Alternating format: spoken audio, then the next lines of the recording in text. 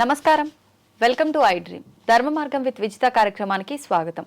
అయితే చాలా మంది రకరకాల సమస్యలతో ఇబ్బందులు పడుతూ ఉంటారు. ఒక్కొక్కరు ఒక్కొక్క సమస్యతో ఎప్పుడు ఏంటి ఈ కష్టం అసలు పగోడికి కూడా రాకూడదు అనే రకమైన ఇబ్బందులు కూడా పడుతుంటారు. ఆ రకంగా ఫీల్ అవుతూ ఉంటారు చాలా మంది. అయితే నిజంగా వాళ్ళు ఒకటే ఆలోచిస్తుంటారు, ఎందుకని మేము రకరకాల పండితుల దగ్గరికి వెళ్తుంటాము, రకరకాల పూజలు చేయిస్తుంటాము, కానీ ఫలితం లేదు. ఆలయాలకు వెళ్తుంటాము, దైవ మార్గంలో ఉన్నాము, అయినా కూడా మాకు పరిష్కారం దొరకట్లేదు సమస్యల నుంచి అని చెప్పి రకరకాలుగా ఆలోచిస్తూ ఉంటారు. అయితే ఇటువంటి సమస్యలు ఉన్నప్పుడు విసిగి వేసారిపోయి అన్ని రకాల ప్రయత్నాలు చేస్తారు, కానీ ఏ మాత్రం కూడా ఉపశమనం ఉండదు. అటువంటి వారు అనుకుంటూ ఉంటారు, అసలు ఏంటి ఏం జరిగింది అనే ఒక ఆలోచనలో అసలు సందిగ్ధంతో కొట్టుమిట్టాడుతూ ఉంటారు. ఇటువంటి వారందరికీ ఒక మంచి పరిష్కారం ఉంది. ఇప్పుడు ఆ పరిష్కారం ఏంటో గురువుగారితో మాట్లాడి తెలుసుకుందాం. ప్రస్తుతం మనతో పాటు ఉన్నారు ప్రముఖ జ్యోతిష పండితులు నందిబట్ల శ్రీహరి శర్మ గారు. ఇప్పుడు వారితో మాట్లాడి ఈ విషయాలన్నింటినీ క్లియర్గా అడిగి తెలుసుకుందాం. నమస్కారం గురుగారు. వాగర్థావివ సంపృక్తౌ వాగర్థ ప్రతిపత్తయే జగతః పితరౌ వందే పార్వతీ పరమేశ్వరౌ. సదాశివసమారంభాం శంకరాచార్య మధ్యమాం అస్మదాచార్య పర్యంతం వందే గురు పరంపరాం. ఆదిత్యాయ చ సోమాయ మంగళాయ బుధాయ చ గురు శుక్ర శనిభ్యశ్చ రాహవే కేతవే నమః.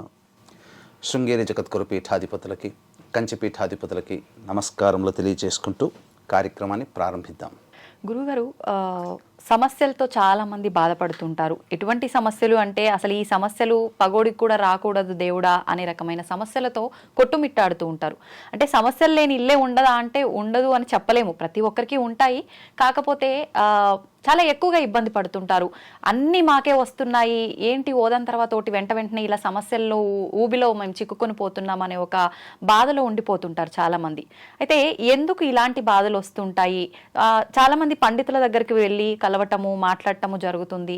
మీకు పలానా దోషం ఉందని చెప్పి, వివాహం గురించి అయితే ఒక దోషం అని చెప్పి, ఏదో ఇబ్బంది గురించి వెళ్తే దానికి ఈ దోషం అని చెప్పి రకరకాలుగా చెప్తూ ఉంటారు.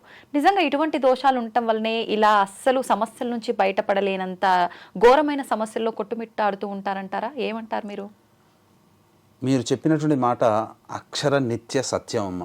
ఎందుకనంటే వీక్షించేటువంటి ఐ డ్రీమ్ ప్రేక్షకుల్లో ఇప్పుడు మనం గమనించుకున్నట్లయితే మన చిన్నప్పుడు మన తండ్రులు, తాత ముత్తాతలు ప్రశాంతమైన జీవితంతో గడిపాము. మరి ఎందుకు ఇంత సమస్యలతో ఇప్పుడు పెరిగి పెద్దయి పెళ్లిళ్ళు చేసుకుని సంతానం కన్న తర్వాత ఆ సంతానం ఒకప్పుడు అంటే 15 మంది సంతానం ఉండేది, మరి ఇప్పుడు 2-3 సంతానానికే చాలా ఇబ్బందులు పడుతున్నామే. ఎందుకు వచ్చింది ఈ మార్పు? ఈ అంతకుముందు లేనటువంటి ఈ 20-30 సంవత్సరాల నుంచే ఎందుకు విపరీతమైనటువంటి సమస్యలు పెరుగుతున్నాయని చెప్పి చాలామంది వాపోతుంటారు. ఎంతోమంది అనగా మీరు అన్నట్టుగా ఎంతోమంది పండితుల దగ్గరికి వెళ్ళి ఆ పరిహారాలు అని చెప్పినవన్నీ చేస్తుంటారు, కానీ దైవం కరుణించట్లేదు. ఇక్కడ గమనించుకోవాల్సిన అంశం ఏంటంటే అంతర్గతంగా ఈ యొక్క సమస్యలు మామూలు సమస్యలు కాదమ్మా. పిల్లలకి పెళ్ళిళ్ళు కాకుండా, పెళ్ళిళ్ళైన సంతానం కలగకుండా, పెళ్ళిళ్ళైన తర్వాత కూడా దాంపత్య సమస్యలు లేకుండా అనారోగ్యంతో తరచూ బాధపడుతూ ఉంటుంటారు. అలాగే ఎన్ని ప్రయత్నాలు చేసినా ఆ ప్రయత్నంలో అన్నీ దగ్గర దాకా వచ్చి వెనక్కి వెళ్ళిపోతుంటాయి. ఇల్లు కట్టుకోవాలనే కోరికతో ఉంటుంటారు, ఇల్లు కట్టుకోలేకపోతుంటుంటారు. ఇక ఉద్యోగంలో మన కింద జాయిన్ అయిన వాళ్ళు చకచక పైకి ఎదిగి ప్రమోషన్స్తో పోతుంటారు, లేకపోతే జీవితంలో అభివృద్ధి పొందుతూ ఉంటుంటారు. కానీ ఎక్కడ వేసిన గొంగడ అక్కడే ఉంటుంది అన్నటువంటిది సమస్య వీళ్ళందరినీ పట్టి పీడిస్తుంది. ఒకప్పుడు జమీందారుల వంశంలో పెరిగిన వాళ్ళు ఇప్పుడు మామూలు స్థాయిలో ఉన్నటువంటిది అనగా భూ వసతులు, గృహ వసతులు అద్భుతంగా ఉండి పెళ్ళిళ్ళై పిల్లల్ని కన్నా తర్వాత ఇప్పుడు ప్రతిరోజు వెతుక్కోవాల్సినటువంటి పరిస్థితి వస్తుంది. అలాగే ఇంకా అనేక రకాలైనటువంటి సమస్యలు, ఒక సమస్య తెరగానే ఇంకొక సమస్య. అన్నిటికంటే మించి ఇప్పుడు ప్రశాంతత అనేటువంటిది లేకుండా పోయిందమ్మా. అనగా ఏ కుటుంబ సభ్యుల్లో చూసుకున్నా ప్రశాంతత అనేటువంటిది లేదు. ఎవరి మాట వినే పరిస్థితుల్లో ఇప్పుడు సమాజం అనేటువంటి కుటుంబ వ్యవస్థ ఆ విధంగా ఉంది. వీటన్నిటికీ చూసుకున్నట్లయితే తెలిసినా తెలియకపోయినా మనం చెప్పదగినటువంటిది, జాతకాలు చూసినా చూడకపోయినా ఖచ్చితంగా ఇటువంటి సమస్యలతో, ఇప్పుడు చెప్పినటువంటి సమస్యలతో బాధపడుతున్నారంటే ఖచ్చితంగా మానవుడు 5 రకాల దోషములతో బాధపడుతుంటాడు. అన్నిటికంటే ప్రధానమైనటువంటిది ఈ చెప్పినటువంటిది 5 దోషాల్లో పితృశాపము, స్త్రీ శాపము, గురుశాపము, దైవశాపము, సర్పశాపము. వీటన్నిటిలో కల్లా ప్రధానమైనది ఈ పితృశాపం. అంటే ఇప్పుడు మీరు చెప్పిన సమస్యలన్నీ పితృశాపం ఉన్న వాళ్ళకి కలిగే అవకాశం ఎక్కువగా కలుగుతాం. పితృశాపాలు ఉన్నప్పుడు ఎప్పుడు కూడా ఆ కుటుంబంలో ప్రశాంతత, విజయము, అభివృద్ధి అనేటువంటిది ఉండనే ఉండదు. ఇది ఖచ్చితంగా చెప్పవచ్చమ్మా. గురుగారు, మరి దీనికి పరిహారం ఏంటి? శాపం ఉన్న వాళ్ళు నిజంగా ఇప్పుడు రకరకాలుగా పండితులు పూజలు అని చెప్తున్నారు. కొంతమంది పూజలు చేసిన ఫలితం లేదు, ఇదంతా ట్రాష్ అని అనుకుంటున్నారు. కొంతమంది ఏమో పూజ చేయించుకున్నాము మాకు ఫలితం ఉంది అని చెప్తున్నారు. నిజంగా ఈ పితృశాపం ఉన్న వాళ్ళలో అసలు కుటుంబంలో ఎదుగుదల ఉండదు అంటుంటారు. ఇప్పుడు మీరు చెప్పిన సమస్యలు ఉన్న వాళ్ళు ఉంటారు. నిజంగా ఇది పితృశాపమే అని వాళ్ళకు ఒక అవగాహన రావాలి అని అంటే ఎలా వస్తుంది? దానికి పరిహారం ఏంటి? పితృశాపమునికి పరిహారం ఏంటంటే, ఇప్పుడు కార్తీక మాసం అమావాస్య ఆదివారము, అమావాస్య అనురాధ నక్షత్రం ఉన్నటువంటి సమయం పితృశాప నివారణకి అత్యద్భుతమైనటువంటి రోజుగా చెప్పబడి ఉందమ్మా. కాబట్టి ఈ కార్తీక మాసం అమావాస్య రోజున అనురాధ ఉన్నటువంటి రోజు కదా. పితృకారకుడైనటువంటి వాడు రవి. పొద్దున పూట నుంచి అంటే పగలు జన్మించినటువంటి వాళ్ళకి, రాత్రి జన్మించినటువంటి వాళ్ళకి పితృకారకుడు శని భగవానుడు. ఈ రవి సంబంధించిన ఆదివారం, శనికి సంబంధించిన అనురాధ నక్షత్రం ఉండడం, మరియు పితృదేవతల కోసమే ప్రత్యేకించి ఒక తిథి ఉంది. ఆ తిథి అమావాస్య.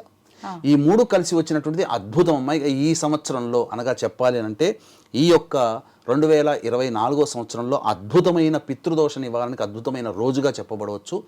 ఆ కార్తీక మాసం అమావాస్య రోజున పితృశాప విముక్తికి ఎవరైతే ఈ యొక్క పితృశాప నివారణ చేసుకుంటారో వాళ్ళకి సత్ఫలితాలు ఖచ్చితంగా కలుగుతాయి.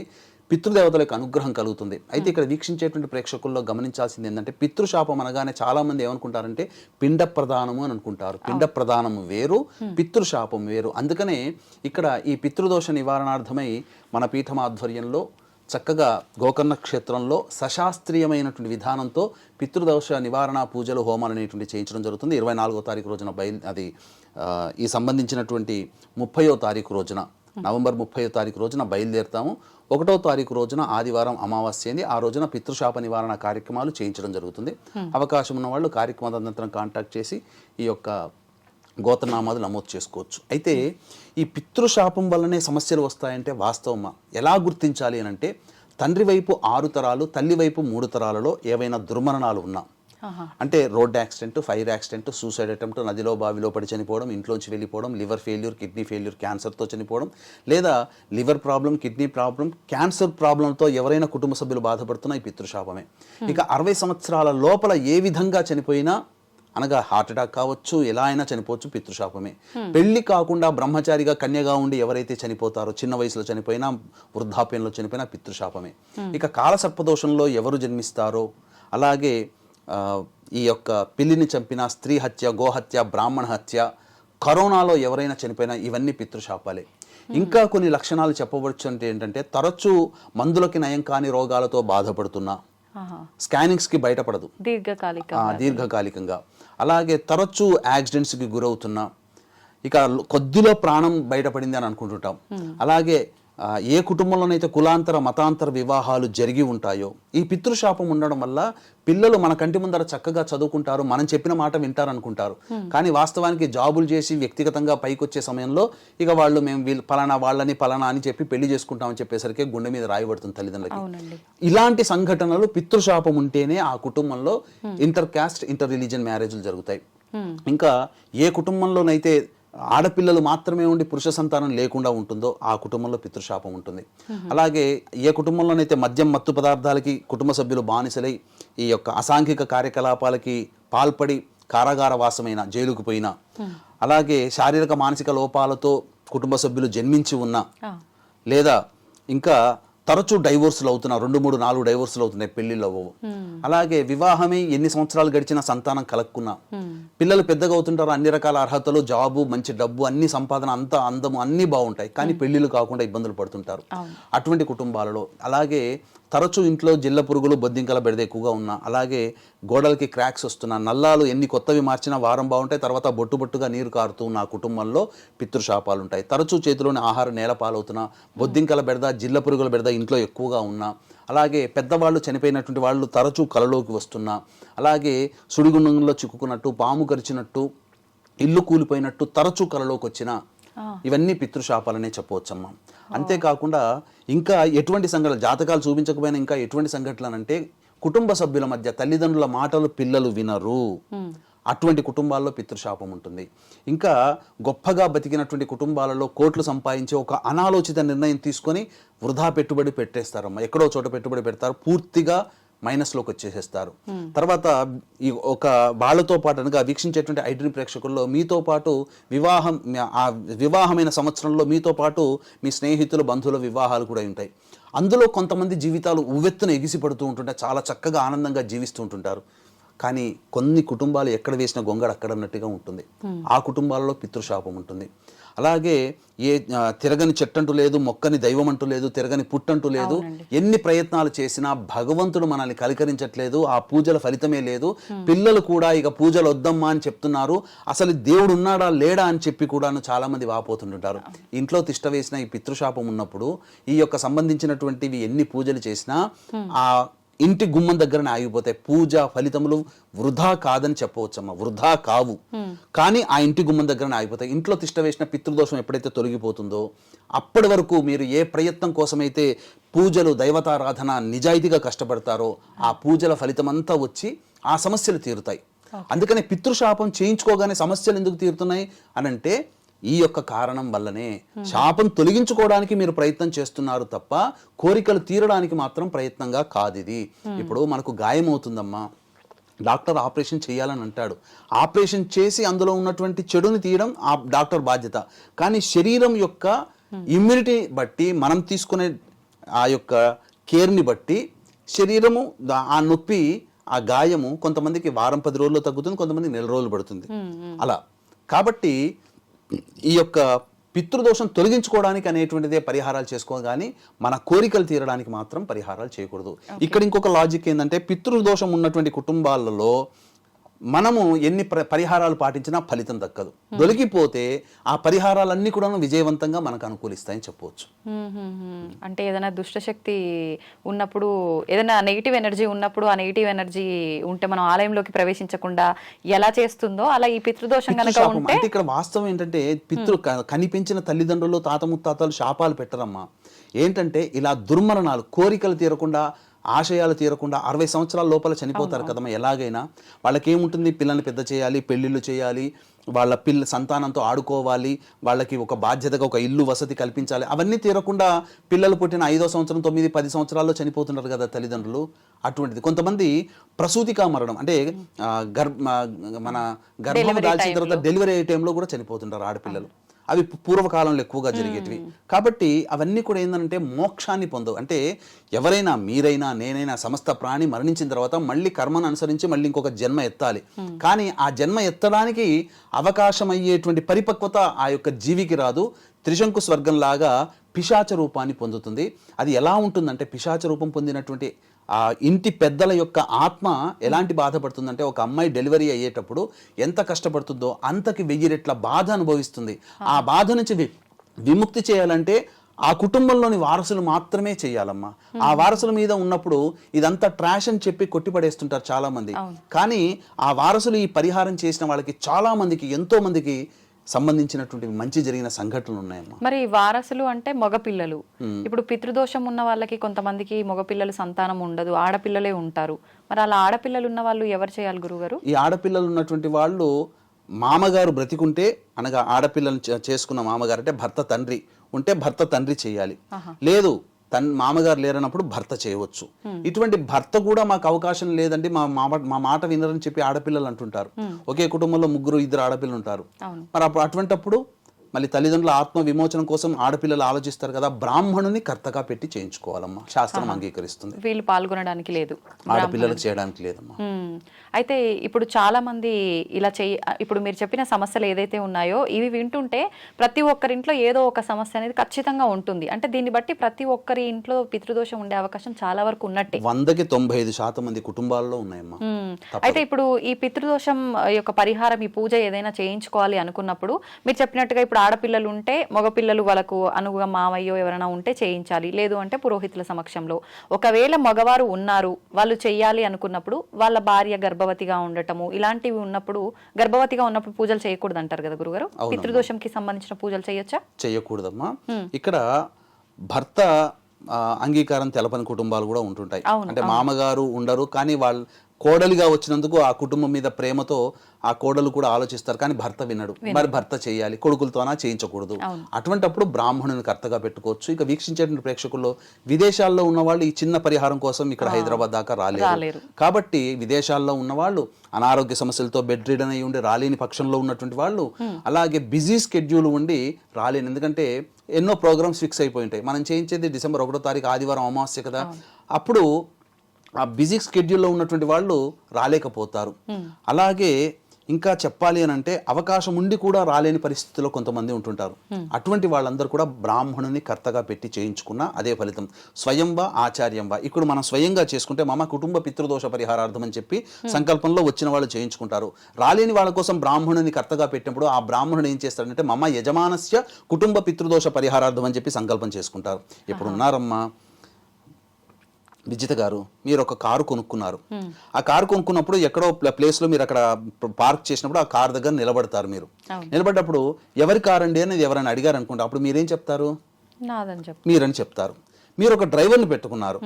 ఆ డ్రైవర్ని పెట్టుకున్నప్పుడు డ్రైవర్ ఎక్కడో చోట పార్క్ చేసుకుంటారు. ఇప్పుడు నేనే వస్తాను, ఆ డ్రైవర్ని అడుగుతాను, ఎవరిదయ్యా ఈ కారు అని అడుగుతాను. అప్పుడు డ్రైవర్ ఏం చెప్తాడమ్మా? పలానా విజిత మేడం వాళ్ళది. అంతే కదా. మరి ఇక్కడ కారు ఒకటే, కానీ ఓనరు ప్లేస్ మారారు, కానీ ఓనర్షిప్ మారలేదు కదా. ఓనర్షిప్ మారలేదు కదా.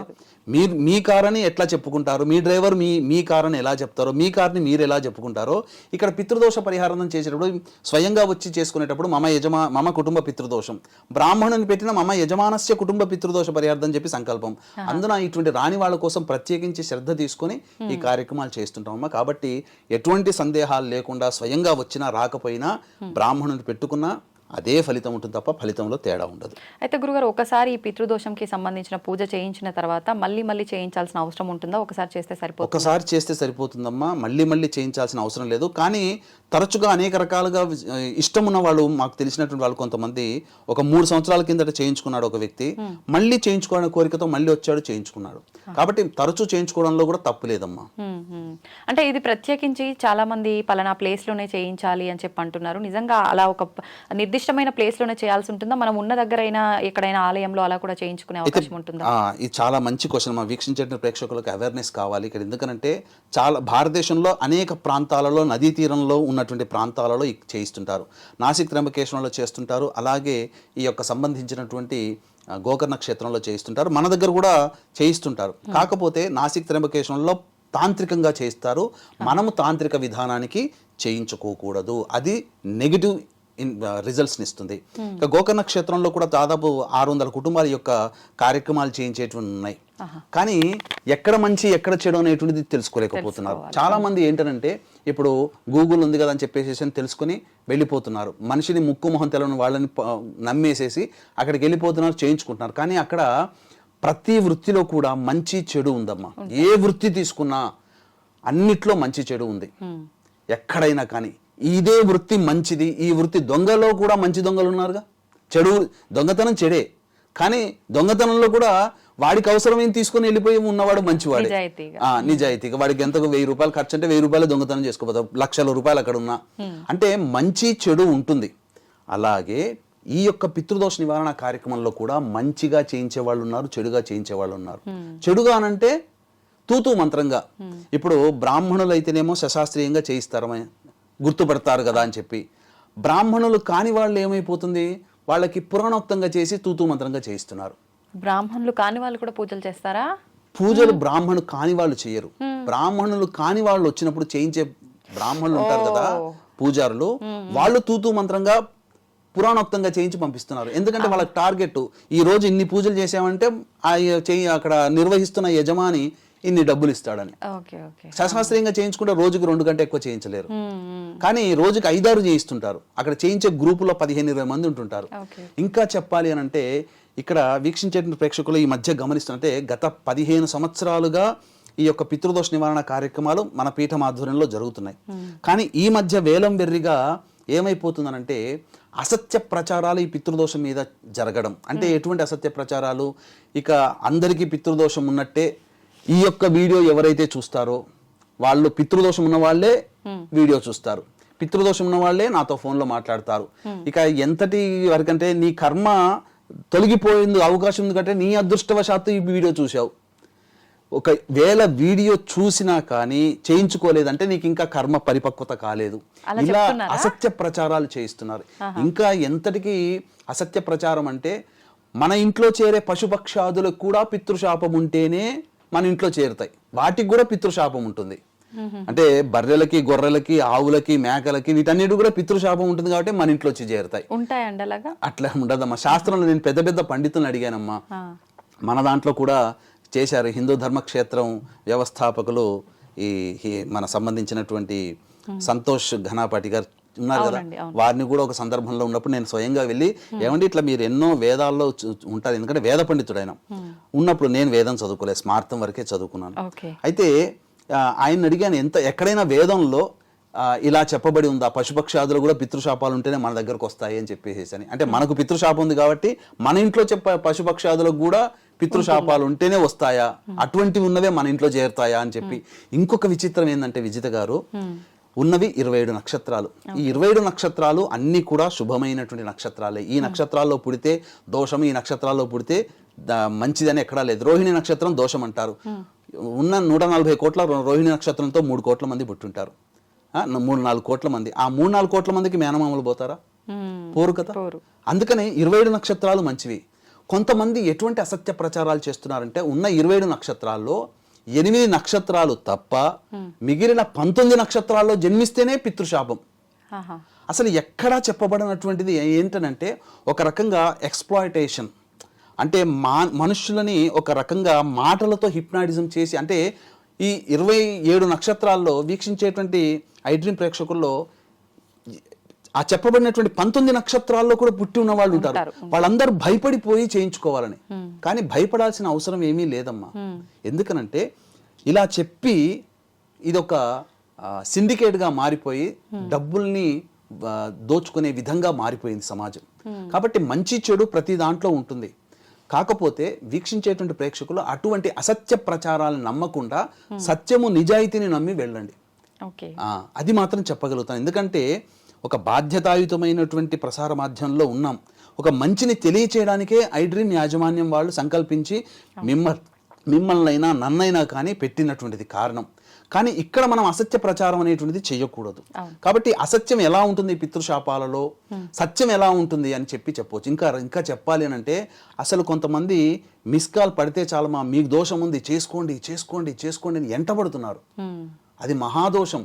ఇలాంటివి జరుగుతున్నాయి. కాబట్టే వీక్షించేటువంటి ప్రేక్షకులు అటువంటి అసత్య ప్రచారాలకి వీడియో చూస్తేనో, నీకు యోగం ఉంటేనే ఈ వీడియో చూస్తావు, పితృదోషం ఉంటేనే, పశుపక్షాదులు మీ ఇంట్లో ఉన్న పశువులకు కూడా పితృశాపం ఉంటుంది. అలాగే ఇంకా చెప్పాలంటే ఈ నక్షత్రాల్లో పుట్టడం అనేటువంటిది ఎక్కడా లేదమ్మా.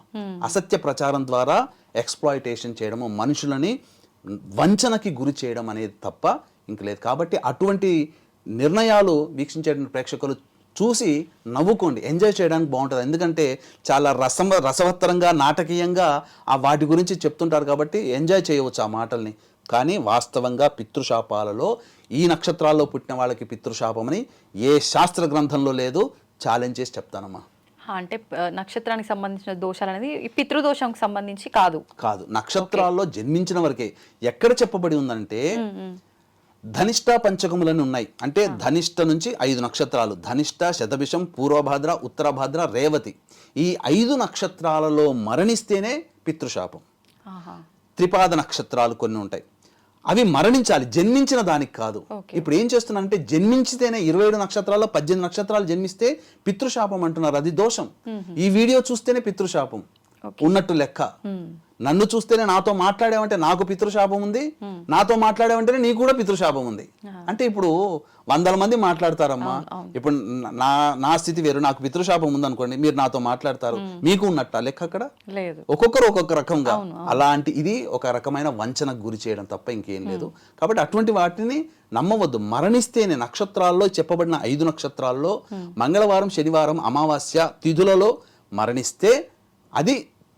దోషంగా చెప్పబడి ఉంది. ఆ దోషానికి పరిహారం చేసుకుంటే చాలు.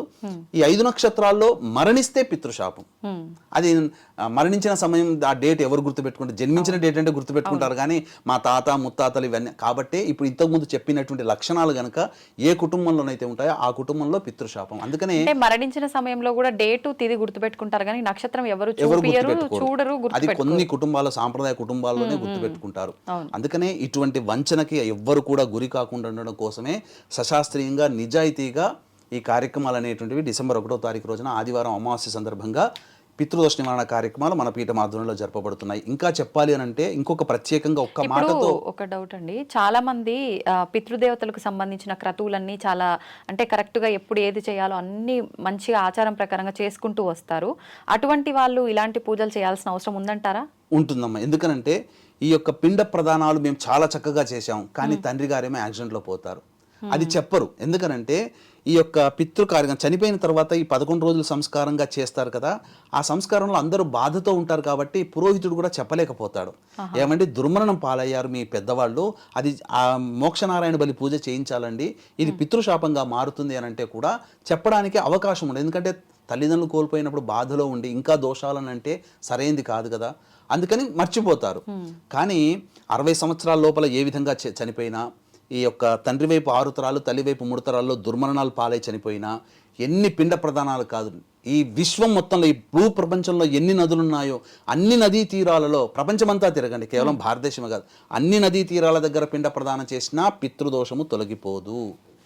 పితృదోషం అనంటే మోక్ష ప్రాప్తి. ఎన్ని పిండ ప్రదానాలు చేసినా మోక్ష ప్రాప్తి కలగాలి. చనిపోయినటువంటి తల్లిదండ్రులకి మోక్షాన్ని ప్రసాదించే అర్హత ఆ ఇంటి వారసులైనటువంటి కొడుకులది లేదా మిగిలినటువంటి సంతానానిది తప్ప ఆ మోక్ష ప్రాప్తి కలగకపోతే చెప్పాను కదమ్మా, ఆత్మ చాలా బాధపడుతుందని. మోక్షాన్ని ప్రసాదించమని మనల్ని కోరుతుంది. ఈ యొక్క కలియుగంలో ఈ కోరే విధానము మన కంటికి కనిపించరు కాబట్టి మనకు తరచూ కష్టాలు కలిగిస్తుంటుంటారు పితృదేవతలు. ప్రేమ కొద్దీ అంటే మనకు బాగా తలకాయ నొప్పి లేచిందంటే 4-5 రోజులు చూసేసి కంటి డాక్టర్ దగ్గర పోయి మనం టెస్ట్ చేయించుకుంటాం. 2 రోజులు కడుపు నొప్పితో బాధపడుతున్నామంటే ఏదో సమస్య డాక్టర్ దగ్గర పోతాం. అలాగే తరచూ కష్టాలు వస్తున్నాయంటే ఏదో మన జాతకంలో ఇబ్బందికర పరిస్థితులు ఉన్నాయి కాబట్టి దగ్గరలోని పండితుల్ని సంప్రదించినప్పుడు ఆ పండితులు సూచించినటువంటి పితృదోష పరిహారాలు చేసుకున్న తర్వాత వాళ్ళ ఇంట్లో ఉన్నటువంటి కష్టాలన్నీ తొలగిపోతాయి. ఇది దీంట్లో ఉన్నటువంటి మర్మమ్మ. కాబట్టి ఇక్కడ చక్కగా పిండ ప్రదానాలు ఎంత బాగా చేసినా పితృశాపం ఉన్నప్పుడు ఆ పితృశాప నివారణ చేసుకోవాల్సిందే. ఇంకా అన్ని రకాలుగా మనము నిజాయితీగా చేయించే వాళ్ళని నమ్మండి. ఇంకొక విషయం మీకు చెప్పదలుచుకున్నది ఏంటంటే, మీరు ఫోన్ చేసుకొని స్వయంగా అక్కడికి వెళ్ళినా లేదా మన ద్వారా వెళ్ళినా రుసుములో ఏమాత్రము తేడా ఉండదు, ఒకే రుసుము ఉంటుంది. స్వయంగా వెళ్ళినా లేదా మన ద్వారా వెళ్ళినా. కాకపోతే మన ద్వారా ఏంటంటే నిజాయితీగా దగ్గరుండి సశాస్త్రీయంగా జరుగుతుందా లేదా అని మనం చెప్పగలుగుతాం. డైరెక్ట్గా ముక్కు మొహం తెలవని వాళ్ళని ఎవరు పడితే వాళ్ళ దగ్గరికి వెళ్ళి చేయించుకుంటే అది ఉండదు. కాబట్టి అది ఎవరు చేస్తున్నారో ఎలా చేస్తున్నారో మనం గైడ్ చేయలేం. మన ద్వారా అయితే మనం దగ్గరుండి తెలిసిన వాళ్ళ ద్వారా అయితే నమ్మకంగా ఉంటుంది. అది ఓకే. ధన్యవాదాలండి, చాలా మంచి విషయాలు తెలియజేశారు. నిజంగా అలాంటి దోషాలతో సమస్యల్లో ఉండి బాధపడే వాళ్ళకి ఒక మంచి పరిహారాన్ని కూడా తెలియజేశారు. ధన్యవాదాలు. సర్వం శ్రీ ఉమామహేశ్వర పరబ్రహ్మార్పణమస్తు.